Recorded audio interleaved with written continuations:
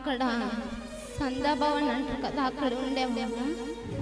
5-6 సంవత్సరాలు ఇల్లు లేకపోతే పోయిన సంవత్సరం కుటుంబ ఆశీర్వాద పండుగలకి అయ్యగారి దగ్గరికి వచ్చి సమస్య రాపించాను. అంతకే 2-3 మాటలు రాపించాను. కానీ కుటుంబ ఆశీర్వాద పండుగలకి ఏడ్చుకుంటూ ప్రార్థన చేస్తాను. దేవా, అందరూ ప్రార్థనలు వింటావే, నా ప్రార్థన ఎందుకు వినవు? దేవా, అందరిని కరుణిస్తావే, నన్నెందుకు కరుణివని దేవుని ప్రశ్నించి అడిగాను. కానీ దేవుడు నాకు ఈ కుటుంబ ఆశీర్వాద పండుగ లోపల మంచి ఇల్లునిచ్చి, చక్కని ఇల్లునిచ్చి, ఆ ఇంటిలో కుటుంబ ఆశీర్వాద ప్రయాలు జరుపుకునే ఒక భాగ్యం ఇచ్చాడు. దేవునికి స్తోత్రం కలుగును గాక.